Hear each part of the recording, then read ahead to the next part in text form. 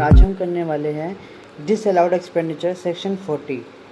ये important section है, इसलिए सिर्फ इसी लेक्चर में हम सेक्शन 40 को ही कवर करेंगे। अगर टाइम बचा तो हम आगे कुछ सेक्शन को पढ़ेंगे, ठीक है। तो चलिए शुरू करते हैं। तो whereas section 30 to 37 clause 1 deal with the expenditure, ये हम लोगों ने पढ़ा था अपने सेकेंड लेक्चर में। फर्स्ट टू सेकेंड लेक्चर में हम लोग नहीं पढ़ा है।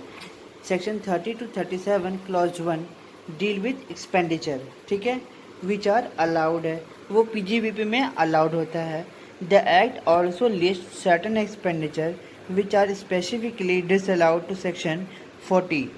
अब कुछ ऐसे लिस्ट हैं एक्सपेंडिचर के जो डिसअलाउड हैं सेक्शन 40 में, वो बताए जाते हैं। That notwithstanding anything to the contrary in section 30 to 38, certain amount shall not be deduction in computing the income chargeable under the head PGBP. Such provision are discussed below. कुछ provision है PGBP के, वो हमको यहाँ पे discuss करने हैं। चलिए उस प्रोविज़न को पढ़ लेते हैं एक बारी में, ठीक है।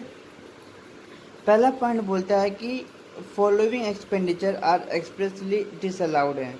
ये जो भी एक्सपेंडिचर है ये सब डिसअलाउड है अंडर सेक्शन 40A में, अंडर सेक्शन 40 क्लॉज ए में, सॉरी मुझे माफ़ कीजिएगा, सेक्शन 40 क्लॉज ए बोल रहा है यहाँ पे, ठीक है। तो चलिए हम सेक्शन 40 क्लॉज ए का पॉइंट पढ़ लेते हैं। ए वाले में बोलता है interest, royalty, fees for technical service payable to a non resident और आउटसाइड इंडिया। मतलब अगर हमने किसी व्यक्ति को जो नॉन रेजिडेंट है या आउटसाइड इंडिया में रहता है इंटरेस्ट पे किया है, रॉयल्टी पे किया है, फ़ीस पे किया है टेक्निकल सर्विस के लिए, तो ये सब कंडीशन होनी चाहिए। अगर ये सब कंडीशन होती है तब जाकर इनको डिडक्शन नहीं मिलेगा। चलिए एक बार इसको हम अच्छे से कंसेप्ट को पढ़ लेते हैं। फर्स्ट पॉइंट बोलता है कि एनी इंटरेस्ट और royalty, fee for technical service or other some charges under this act which is payable outside India या in India to a non-resident not being a company or to a foreign company। मतलब वो सिर्फ एक individual को होना चाहिए, non resident को होना चाहिए, ना तो कंपनी होना चाहिए और ना ही तो फॉरेन कंपनी होनी चाहिए, ठीक है।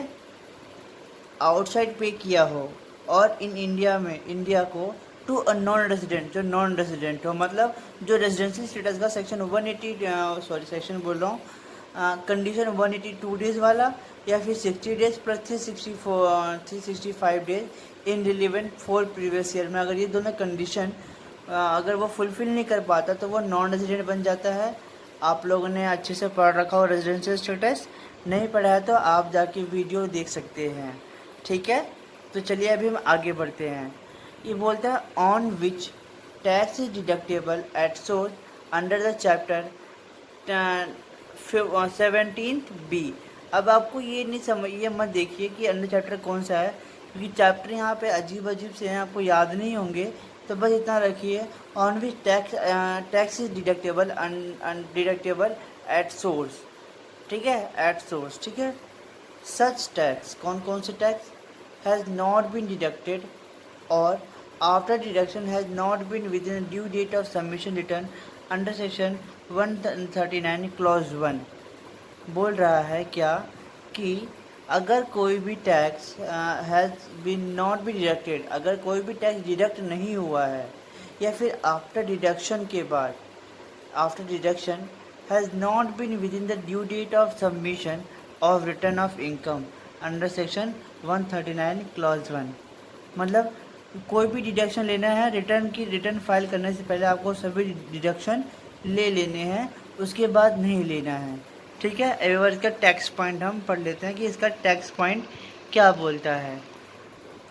बोलता है टैक्स पॉइंट कि where in respect of any such sum tax has been deducted in any subsequent year or has been deducted during the previous year but after due date of submission of return of income under section 139 clause 1, such sum shall be allowed as a deduction in computing the income of the previous year.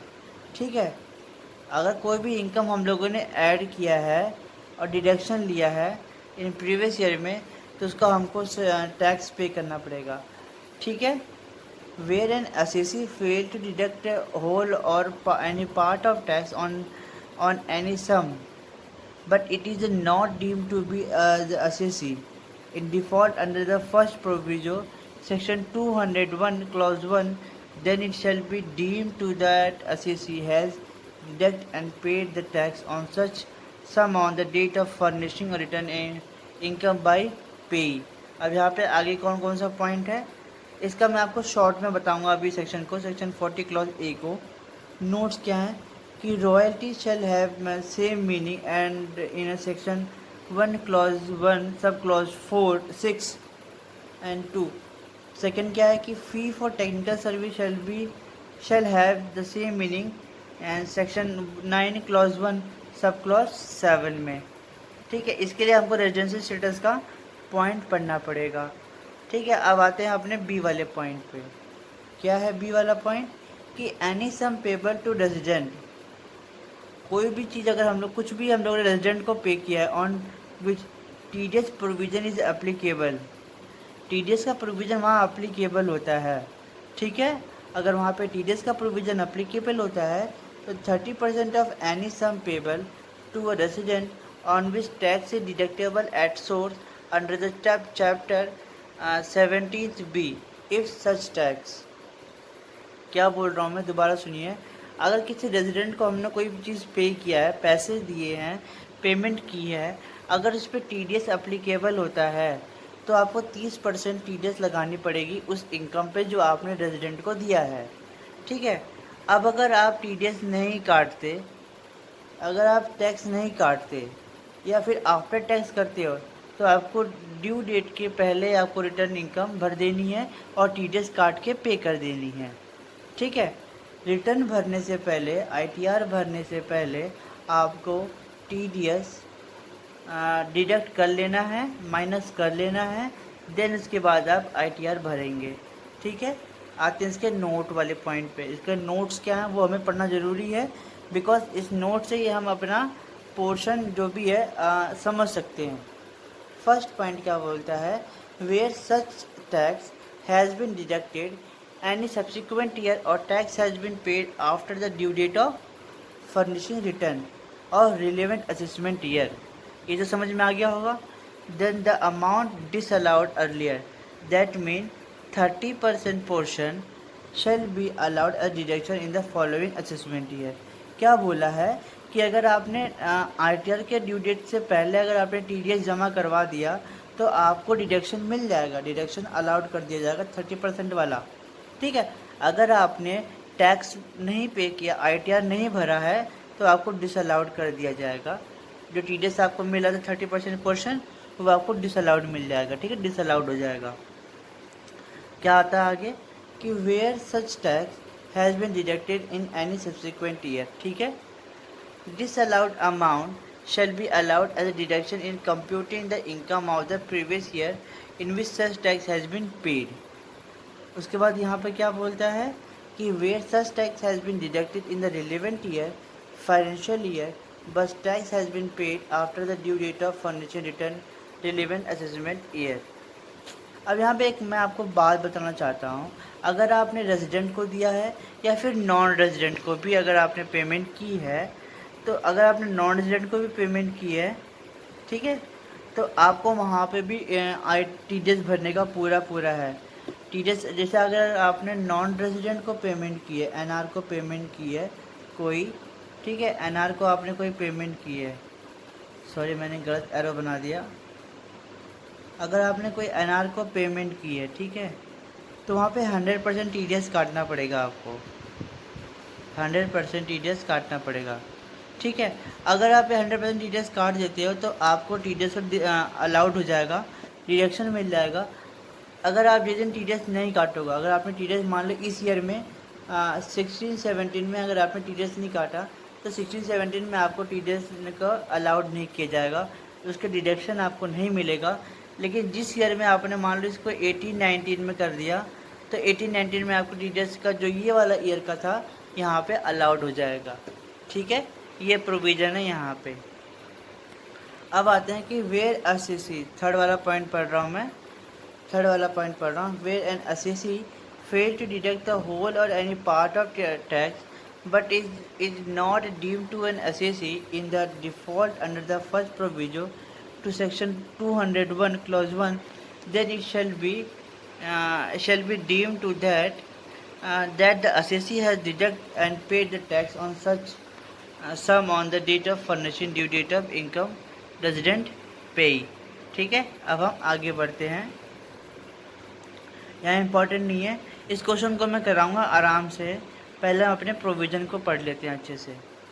Consideration on which equalization levy is applicable, equalization levy is applicable, ये नया point आया है इसमें, तो आपको इसको अच्छे से पढ़ना पड़ेगा। इसके मैं आपको नोट्स दे दूंगा, आप वहाँ से भी अच्छे से अपना रिवीजन कर सकते हैं। ठीक है, तो पहला क्या बोलता है कि एनी कंसिडरेशन पेड और payable to a non resident for specified service on which equalisation levy is a deductible and such levy has not been deducted या after deduction has not been paid or before the due date of return of income। यहाँ बोल रहा है अगर कोई resident को हमने कोई कंसिडरेशन पे किया है या पे करना है, ठीक है, किसी स्पेसिफाइड सर्विस को, और अगर उसका डिडक्शन नहीं, डिडक्टेबल नहीं किया है, मतलब टीडीएस नहीं काटा है, तो इसमें आपको डिसअलाउड कर दिया जाएगा। क्या हो जाएगा? डिसअलाउड कर दिया जाएगा। ठीक है, इस प्रोविज़न के क्वेश्चन तो नहीं आएंगे, लेकिन इसके बारे में तो एमसीक्यू पूछ सकता है या फिर कोई थ्योरी में पॉइंट पूछ सकता है, इसलिए आपको ये सुनना बहुत ज़रूरी है। ठीक है, चलिए हम आगे बढ़ते हैं। इसमें इसका टैक्स पॉइंट क्या बोलता है? Where in respect of any such consideration the acquisition levy has been deducted in any subsequent year or has been deducted during the previous year but paid after the due date of furnishing return of income। ठीक है, return भरने के बाद हम लोगों ने अगर पे किया है, such shall be allowed as deduction income computing of the previous year which such levy has been paid। ठीक है, ये समझ में आ गया होगा। डी वाला पॉइंट है, अगर इनकम टैक्स है इंडियन और foreign, section 40 clause A sub clause 2, even income tax paid by N assessee on income for predecessor is not deductible.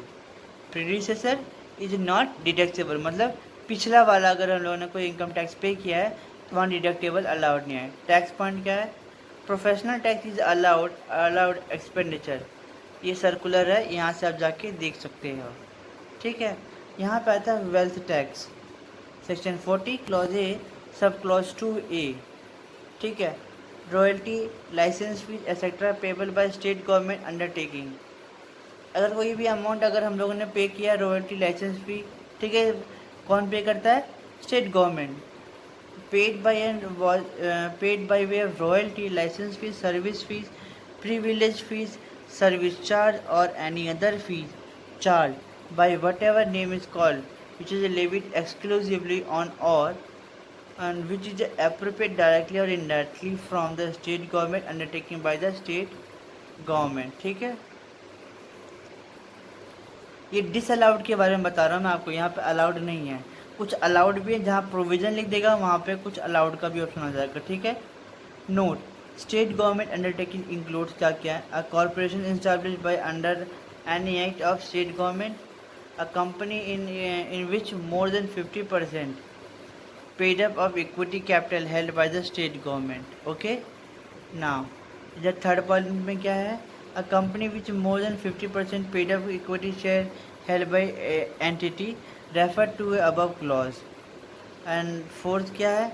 A company or corporation which is state government has right to appoint a majority of the director or control of the management or policy decision directly, indirectly, including by virtue of its shareholding on management right or shareholder agreement or voting agreement or in any other manner। Fifth point क्या है? any authority abroad a board or institution or a body established or constituted by under any act of the state government or owned and controlled by the state government. Okay, अब आता है हमारा G point, any payment which is chargeable under the head of salary if it is payable by outside India or non-resident, and if the tax has not been paid in India, they are not deductible from the section 48 clause A सब clause 3 में. अब H वाला point का any payment to provident fund, अगर कोई payment किया हम लोगों ने प्रोविडेंट फंड में तो यहाँ पे क्या है, any other fund establish for the benefit of employee of the assessee in respect of whom the assessee has not been made effective arrangement to secure that the tax shall be deducted at a source from any payment made from the fund which are taxable under the head of salary. And इधर क्या है I वाला point, any tax on non monetary perquisite which is exempt in the head of employee. ठीक है, 10(10)(c)(c) में, मतलब ये exemption वाला पॉइंट है. ठीक है, एग्जाम्पशन का है, actually paid by employer on behalf of employee. ये सेक्शन हम लोगों ने पिछले लेक्चर में कर लिया था. अब हम आते हैं अपने नेक्स्ट पॉइंट पे. ये रिलेटेड पर्सन है, हम लोगों ने पढ़ते हैं कि स्पेसिफाइड व्यक्ति के बारे में, स्पेसिफाइड वाला. यहाँ पे मैं एक बार आपको बताता हूँ कि यहाँ पे कौन कौन है रिलेटेड पर्सन मीन. इंडिविजुअल में relative, a person whose business and profession of the individual substantial interest जिसका होता है. डायरेक्टर ऑफ द कंपनी के बारे में बता रहा हूँ, director of the company on relative of the director, person whose business और प्रोफेशन ऑफ अ कंपनी और any director of relative such director has been substantial interest. ठीक है, यहाँ पे एग्जांपल दे दिया. ठीक है, एग्जांपल पढ़ लेना. फर्म में पार्टनर होता है, पार्टनर के रिलेटिव होते हैं, एंड पर्सन जो उसका सब्सटेंशियल इंटरेस्ट होता है. सब्सटेंशियल इंटरेस्ट सब में कॉमन है. ठीक है, इसमें भी देखो कॉमन है. ओके, ईओपी में क्या होता है, ईओपी में उसका एसोसिएशन का मेंबर और उसका रिलेटिव मेंबर. ठीक है, इसका भी सब्सटेंशियल इंटरेस्ट होता है. फर्म एचयूएफ में एचयूएफ का मेंबर और उसका रिलेटेड पर्सन और उसका सब्सटेंशियल इंटरेस्ट, ये सब है. और एनईएसएसी के सब्सटेंशियल इंटरेस्ट होना चाहिए. सब्सटेंशियल इंटरेस्ट कंपनी में भी, एचयूएफ में और में होना चाहिए. ठीक है, सब में सब्सटेंशियल इंटरेस्ट होना चाहिए. पिछले लेक्चर में हम लोगों ने ये कर लिया था. ओके, अब हम आते हैं अपना एक ये पॉइंट है कि पिछले लेक्चर में हम लोगों ने ये किया था कि सेक्शन 48 क्लॉज 3 जब 10,000 से ज़्यादा किसी भी एक व्यक्ति को पेमेंट करते हैं तो डिसअलाउड कर जाएगा होल अमाउंट. ठीक है, लेकिन कुछ जगह ऐसा अलाउड है, अगर 10,000 से ज़्यादा अगर आप पेमेंट रिसीव करते या पे करते हो तो अलाउड किया जाएगा. वो यहाँ पे एक्सेप्शन रूल 6DD में क्या बोलता है, under the following circumstances prescribe rule 6DD provision section 48 clause 3 is not attracted even payment excess 10,000 और 35,000 has been made otherwise than by account payee cheque, account payee bank draft और other modes जो भी prescribed हैं.